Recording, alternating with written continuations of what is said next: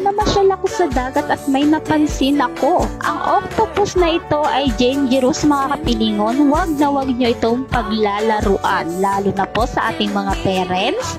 Lalo na po sa inyong mga anak. Ipaalala po ninyo sa inyong mga anak na ang octopus na ito ay dangerous. Hindi dapat ito paglaruan.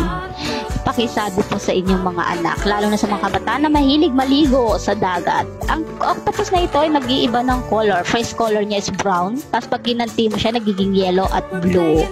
Okay, mga parents, lalo na po kung uutusan niyo ang inyong anak na manghinas, iwasan na lang nila ang octopus na ito ay shadow po itong dangerous at mapanganib.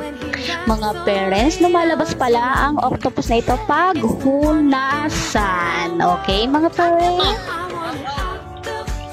Shout out sa mga octopus dyan!